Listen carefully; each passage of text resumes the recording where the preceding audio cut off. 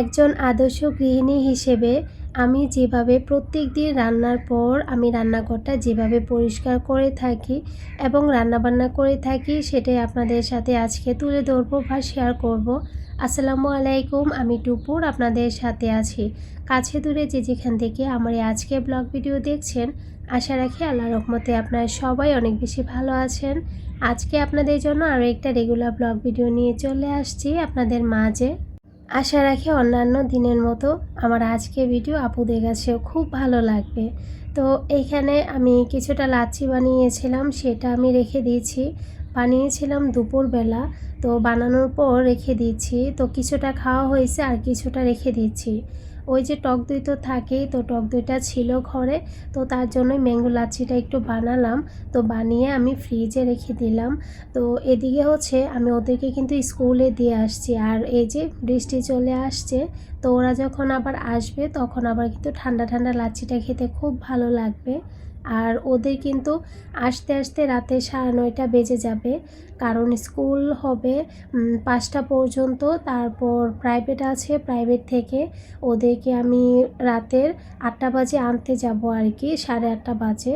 তো বাসায় আসতে আসতে দেখা যায় কি কোনো দিন 9টা, কোনো দিন 9:30ও বেজে যায়, কারণ এক এক দিন মানে এক এক রকম হয়ে যায়, সব দিন তো আর সমান যায় না, একটু কম বেশি হয়ে যায়।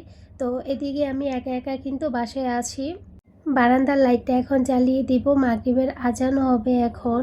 তো ঘরে জানালা পর্দা সব কিছু আমি লাগিয়ে দিব মাগরিবের আজান দেওয়ার সময় আর কি। তো আমরা যেহেতু মুসলিম হিসেবে দরজা জানালাগুলো সবসময় কিন্তু লাগিয়ে দেওয়া দরকার। আমি একবার এক হুজুরের কাছে গিয়েছিলাম, ওই যে ইয়ের কারণে, কি বলে, পেট ব্যথার কারণে আর কি। অনেক ডাক্তার দেখিয়েছিলাম, তো দেখানোর পর এক হুজুরের কাছে গিয়েছিলাম। তো উনি কিন্তু ছোটোখাটো হুজুর না, এতিমখানার হুজুর আর কি, অনেক মানে বড় এতিমখানার বড় হুজুর। তারপর মসজিদে নামাজ পড়াই, মোটামুটি ভালোই ওনার নাম ডাক আছে। তো উনি বলছে যে বাচ্চারা বলেন আর বড়রা বলেন, মাগরিবের যখন আজান দেয়, আছরের আজান দেয়, মানে আজানের সময় দরজার সামনে বা বারান্দায় চুল ছেড়ে বা বসে থাকাটা ঠিক না। বিশেষ করে মাগরিবের নামাজের সময় বারান্দায় বা জানালার পাশে জানালা খুলে বসে থাকা বা বারান্দায় দাঁড়িয়ে থাকা, এগুলো একেবারেই ঠিক না। ওই যে বদ নজর আছে না, ওটা পড়ে আর কি। তো তার জন্য তো এরপর থেকে আমি সব সময় চেষ্টা করি, শীতের দিনে তো আছরের আজানের সময় আমি জানালা দরজা লাগিয়ে ফেলি।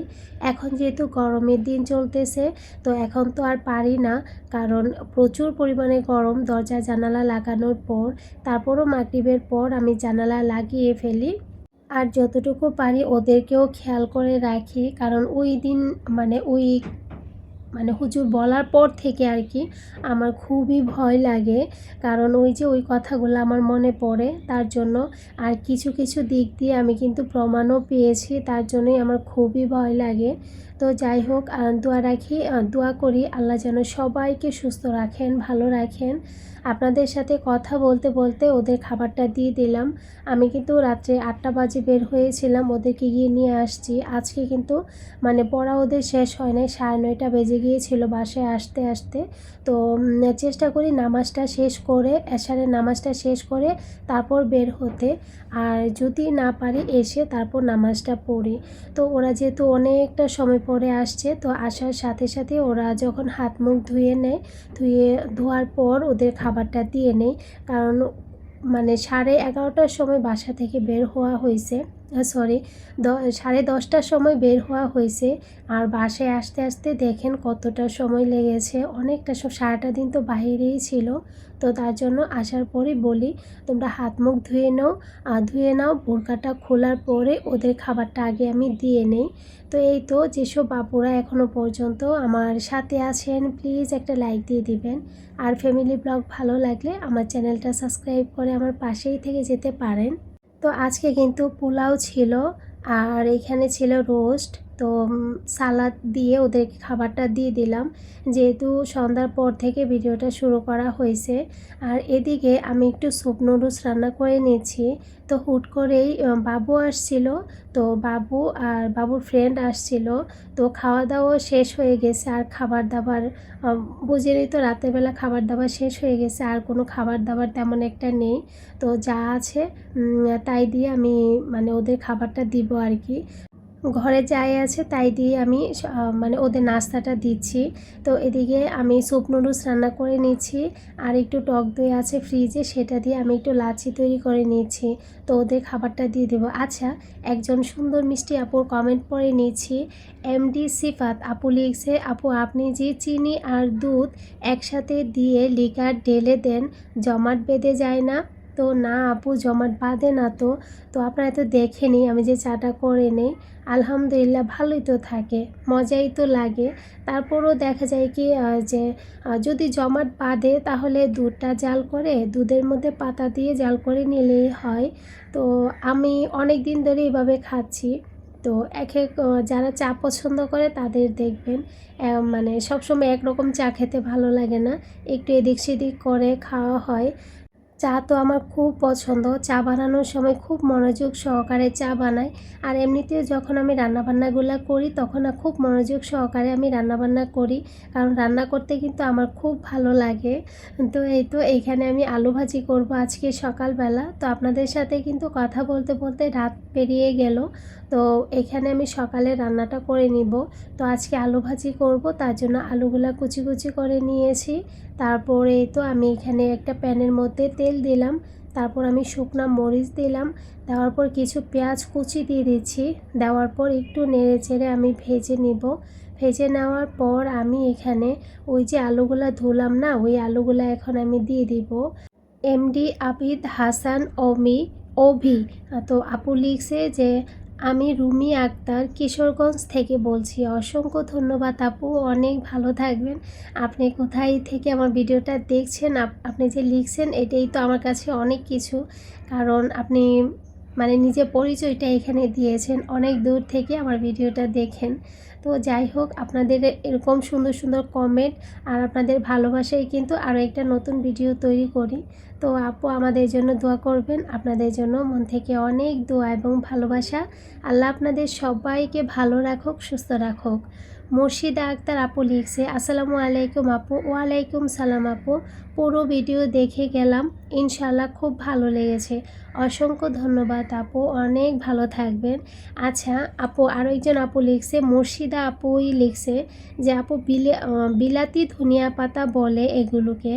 তো অসংখ্য ধন্যবাদ আপু, আমি জানতাম না এই নাম যে বলে বিলাতি ধনিয়া পাতা। ওই যে এখন যখন ধনিয়া পাতার সিজন থাকে না, একটা ধনিয়া পাতা বের হয় না, ওইটার কথা বলেছেন আর কি। ধন্যবাদ আপু, ভালো থাকবেন। আর আমাকে সুন্দর করে কমেন্ট করে নামটা বলার জন্য। তো ওদিকে আমি রুটির জন্য আটা তৈরি করে নিয়েছি, এদিকে আলু ভাজিটা আমি করে নিচ্ছি। তো লাস্ট পর্যায়ে কিন্তু ওইদিকে রুটি বানাতে বানাতে আলুগুলো একটু লেগে গিয়েছিল, তারপর আবার ফ্রাই প্যানটা একটু চেঞ্জ করে দিয়েছিলাম। আচ্ছা, আলী টেলিকম লিখেছেন, খুবই সুন্দর ভিডিও আপু, অসংখ্য ধন্যবাদ আপু, ভালো থাকবেন, আমাদের জন্য দোয়া রাখবেন। এদিকে আমি রুটির ডোটাকে ভালোভাবে মথে নিচ্ছি। ওই যে রুটির যখন ডো তৈরি করি না, মাঝে মাঝে এরকম গুটি গুটি যে থাকে, এইগুলোর জন্য খুবই বিরক্ত লাগে। আচ্ছা, আমার আরও একজন খুব সুন্দর আপু একজন কমেন্ট করেছেন, মাহমুদা লাইফস্টাইল ব্লগ, আসসালামু আলাইকুম আপু। ওয়ালাইকুম সালাম আপু, লাইক দিয়ে ভিডিও দেখে নিলাম। সন্ধ্যার খাবারগুলো ভালো লাগলো, সাথে চা খুব সুন্দর হয়েছে। অসংখ্য ধন্যবাদ আপু, অনেক ভালো থাকবেন। তানিয়াস ডায়েরি আপু লিখছে, আসসালামু আলাইকুম আপু। ওয়ালাইকুম সালাম আপু, দই বসালে আগে 12টা বাজে রান্না করতে, নান পরোটা বানিয়ে নিলে, চা বানালে সব খাবার ফ্রিজে রেখে, কারণ তাড়াতাড়ি ময়লা হবে না, তো বক্সে রাখলে আর কি তাড়াতাড়ি ময়লা হবে না। দারুণ লাগলো ভিডিওটা। অসংখ্য ধন্যবাদ আপু। পুরোটা ভিডিওর মধ্যেই মানে খুবই সুন্দর সুন্দর কিছু মুহূর্ত কিন্তু আপু এই কমেন্টের মধ্যে তুলে ধরেছেন। ধন্যবাদ আপু এত সুন্দর করে আমার ভিডিওটা দেখার জন্য আর এত মনোযোগ সহকারে ভিডিওটা দেখার জন্য। বোঝাই যাচ্ছে আপু খুব সুন্দরভাবে নিখুঁতভাবে ভিডিওটা দেখেছেন। আলু ভাজি হয়ে গিয়েছে, তো আমি রুটি সেঁকে নেব। প্রথমেই আমি আম্মার খাবারটা দিব, তারপর আমি খাবো, বাচ্চাদেরকে দিব বা আমি খাবো। তো এদিকে যা যা ধুতে হবে সব কিছু আমি সিঙ্কে রেখে দিয়েছি। আর এই যে রুটিগুলা কিছু তো বানিয়ে নিলাম, তো নেওয়ার পর আবার বক্সটাকে একটু মুছে টুছে রেখে দিয়েছি, কারণ পিঁপড়ার জ্বালা যন্ত্রণা আর বাঁচি না, ভালোই লাগে না। পিঁপড়া একদম কালো হয়ে যায় এই পাশটাতে, মনে হয় কি ওদেরই ঘর বাড়ি। তো এখানে আমি রুটি দিয়ে দিচ্ছি তাওয়ার মধ্যে, আর এদিকে আমি একটু চা বসিয়ে দিচ্ছি। তো আম্মার জন্য কিন্তু আমি আম্মার রুটিটা আগে সেঁকে দিয়ে দিচ্ছি, কারণ ওই যে লেট হয়ে যাচ্ছে তার জন্য। তো আমারটা দিয়ে তারপর আমার রুটি সেঁকে নিচ্ছি। বাচ্চারা এখনও ওঠে নাই, ঘুমিয়ে আছে। তো এই তো আমি রুটি নিলাম, আজকে আর পরোটা এগুলো বানালাম না। তো আলু ভাজি মনে হচ্ছে অনেক দিন পরে করেছি। আলু ভাজিটা কিন্তু আমাদের ঘরে খুব পছন্দ, সবাই খুব পছন্দ করে। আমার আরও একজন মিষ্টি আপু কমেন্ট করেছেন, রোজাস ক্যানভাস আপু লিখছে, আপু রোজা লাইভ এই আইডিটা আমার, এটা আমার নতুন চ্যানেল থেকে তোমার ভিডিওটা দেখলাম এবং দেখেও নিলাম। অসংখ্য ধন্যবাদ আপু, অনেক ভালো থাকবেন, আমাদের জন্য দোয়া রাখবেন। আপনাদের জন্য মন থেকে অনেক দোয়া এবং ভালোবাসা। আল্লাহ আপনাদের সবাইকে ভালো রাখো এবং সুস্থ রাখো। শুধু খেলেই তো হবে না, তো অনেক কিছু ধোয়াধুয়ি থাকে। তারপর যে খাবারগুলো টেবিলে গুছিয়ে দেওয়া, রান্নাঘর পরিষ্কার করা, একটা মেয়ের কিন্তু ঘরের মধ্যে অনেক কাজকর্ম থাকে। আর ওই কাজগুলাই দেখবেন আমরা সুন্দর মতো গুছিয়ে গুছিয়ে করার চেষ্টা করি। খাওয়ার পর যে কত কিছু যে ধুতে হয়, এই যে খাওয়ার পর প্লেট বাটি পাতিল সব কিছু নিয়ে যুদ্ধ আবার শুরু হয়ে যায় সিঙ্কের মধ্যে। আর দেখেনি তো আমার কাউন্টার টপটা খুবই ছোট, তো তার জন্য কিন্তু সবসময় সিঙ্কটাকে পরিষ্কার করে রাখতে হয়। এই জায়গার মধ্যেই আপনাদের জন্য ছোট ছোট ভিডিও ক্লিপগুলো নেই। তো মানে বুঝে নেই, তো যতটুকু পারি আপনাদের সাথে সুন্দরভাবে ভিডিওটা সামনে নিয়ে আসার চেষ্টা করি। তো এই আর কি। তো খাওয়া দাওয়া তো শেষ হলো, তো আম্মাও খেয়ে নিল। তারপর আম্মার লাল চা দেওয়া হলো। আমি তো দুধ চা খাই। মাঝে সাঝে যদি মেহমান আসে, মেহমানদের সাথে যদি দুধ চা দিই তাহলে আম্মা খায়, আর তা না হলে কিন্তু দুধ চা আম্মা খায় না। তো মানে আমাদেরকে আরও বলে যে দুধ চাটা খাবে না, দুধ চাটা খাবে না, দুধ চা খাওয়া একেবারেই ভালো না। তো আসলেই কিন্তু ভালো না। তো মা বাবারা সবাই দেখবেন যে আমাদের আপনজনরা সবাই আমাদের ভালোর জন্যই বলেন। তারপরেও ওই যে লোভে পড়ে খেয়ে নিই আর কি দুধ চাটা। বোঝেন না, ঠান্ডা লেগেছে, তো আম্মা বলে এই রং চা খা, তুলসী পাতা পেরে দিচ্ছি, খা, চা করে খা। ওই যে চা খা মানে চাটা যে আমার দুধ চা যে আমাকে টানে সেটা তো আর আম্মাকে বোঝাতে পারবো না। তো ওই আবার দুধ চাটা খেয়ে নিচ্ছি, মানে প্রতিদিনই এখন রেগুলার মতো খেয়ে নিচ্ছি। তো এই আর কি। তো এইখানে হচ্ছে আমি প্রত্যেক দিনই রান্নাবান্নার পর সব সময় আমি চুলা তারপর সব কিছু একটু মুছে টুছে পরিষ্কার করে নিই। তো এইখানে আমি চুলাটাকে মুছে নিয়েছি, আর তা না হলে এখন পিঁপড়া চলে আসবে, একদম দলে দলে পিঁপড়া চলে আসবে। তো সিঙ্কে যা যা ছিল সব কিছু ধুয়ে নিয়েছি। এখন কিন্তু আমি হাউসটা দেবো না, কারণ দুপুরে রান্নাবান্না আছে, দুপুরে রান্নার পর আমি হাউসটা দেবো, তা না হলে কিন্তু আবার ময়লা হয়ে যাবে। আজকে ভিডিওটা অনেক বেশি বড় হয়ে যাচ্ছে, আর এমনিতেও কেটে ছেটেও ভিডিও ছোট করতে পারতেছি না, অনেক বড় হয়ে যাচ্ছে। তো যাই হোক, আজকে আর ভিডিও বাড়াবো না। তো রান্নাঘর পরিষ্কার করে নিলাম, আর এভাবে প্রত্যেক দিন পরিষ্কার করি।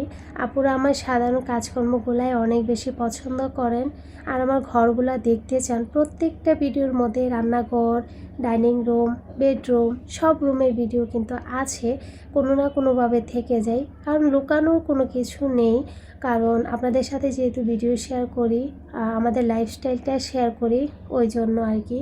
আমার কথার মাঝে যদি ভুল ত্রুটি হয়ে থাকে প্লিজ ক্ষমা সুন্দর দৃষ্টিতে দেখবেন। সবাই অনেক ভালো থাকবেন, সুস্থ থাকবেন, আমাদের জন্য দোয়া রাখবেন। আপনাদের জন্য মন থেকে অনেক দোয়া এবং ভালোবাসা। আল্লাহ আপনাদের সবাইকে ভালো রাখো। আল্লাহ হাফেজ।